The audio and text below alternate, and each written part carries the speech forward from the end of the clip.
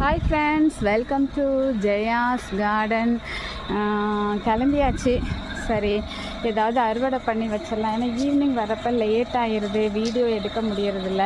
So இப்போ கொஞ்சம் நாளாகவே வீடியோவே எடுக்கலையா, அதனால் அறுவடை வீடியோ அதனால் சரி நம்ம வந்து எடுத்துடலாம் அப்படின்னு சொல்லிட்டு வந்தேன். நம்ம அறுவடை பண்ணும்போது கூட வந்த உடனே முதல் வேலை ஈட்டிங். எனக்கு இன்னும் அது ரொம்ப பிடிக்கும். நீங்கள் பாருங்கள், இன்றைக்கி நான் 3 வெண்டைக்காய் பறிச்சுக்கிட்டேன். இப்போ நான் இதை சாப்பிட்டுக்கிட்டேன். இங்கே பாருங்கள், நிறைய கிடக்குது பார்த்தீங்களா? நிறைய இல்லை, ஓரளவு கிடக்கு. நம்ம ஏற்கனவே 2 நாளைக்கு முன்னாடி பறிச்சிருக்கோம். ஸோ எல்லாம் சேர்த்து ஒரு பொரியல் வைக்கலாம். இப்போ நான் உள்ளுக்குள்ளே நுழைஞ்சி போய் லாங் ஜம்ப் ஹை ஜம்ப் எல்லாம் பண்ணி தான் பறிக்கணும். ஏன்னா இவ்வளோ ஊற்றி இதில் வச்சுருக்கேன். அதனால் நான் பறிச்சிட்டு வந்து உங்களுக்கு காமிக்கிறேன் ஃப்ரெண்ட்ஸ். பார்க்க என்னமோ நிறைய இருக்க மாதிரி இருந்துச்சு, ஆனால் பக்கத்தில் போய் பார்த்தா பிஞ்சு அதாங்க இருந்தது. இதுதான் விளைஞ்சிருந்தது. சரி, இந்த அளவு போதும் அப்படின்ட்டு அடுத்து நம்ம என்ன பறிக்க போகிறோம் அப்படின்னா சொடக்கு தக்காளி பறிச்சிட்டு காமிக்கிறேன். அப்போ தான் நம்ம எல்லாத்தையுமே ஒரே வீடியோவில் எடுத்த மாதிரி இருக்கும். இல்லைன்னா ஒவ்வொன்றுக்கும் ஒவ்வொரு வீடியோ போட்ட மாதிரி இருக்கும் ஃப்ரெண்ட்ஸ்.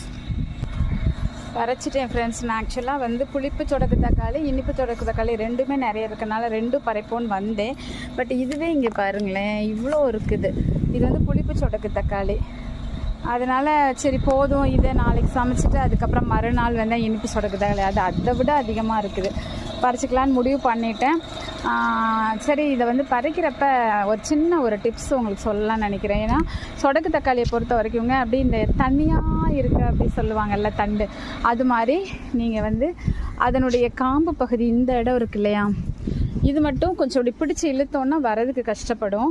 பிடிச்சி இழுத்துட்டிங்கன்னா தண்டோடு சேர்ந்து செடி வந்து பிஞ்சுக்கிட்டு வந்துடுங்க. ஏன்னா அந்த தண்டு பகுதி வந்து என்ன சொல்கிறது, இலையினுடைய தண்டு பகுதி இருக்குல்ல, அது ரொம்ப மெல்லுசாக தண்ணியாக இருக்குங்க. ஸோ அதனால் கிள்ளி தான் நீங்கள் எடுக்கணும். இதை கட் பண்ணி எடுக்கிறது சிரமம். ஏன்னா ஒன்று கட் பண்ணிகிட்டு இருக்கிறதுக்கு நம்ம கிள்ளி கடைன்னு எடுத்துடலாம். ஸோ அந்த மாதிரி எடுங்க, இல்லைன்னா பிஞ்சுக்கிட்டே வரும். சரி, பிஞ்சதுனால ஒன்றும் இல்லை, திரும்ப ஒரு சைடில் நிறைய கிளைகள் வரும் தான். இருந்தாலும் இந்த பாருங்களேன், எனக்கு நான் ரொம்ப கவனமாக தான் எடுத்தேன். ஸ்கூலுக்கு போகிற நேரத்தில் அவசரமாக வந்து எடுக்கும்போது கொஞ்சம் டென்ஷனாகவே நம்ம பறிப்போமா டைம் ஆயிடுச்சுன்னு. அதனால் ஒரு 3 தண்டு எனக்கு உடஞ்சிருச்சு. ஸோ அதனால் இந்த டிப்ஸை உங்களுக்கு சொல்லிடணும்னு தோணுச்சு. இந்த அறுவடை உங்களுக்கு பிடிச்சிருக்கா அப்படின்னு சொல்லுங்கள்.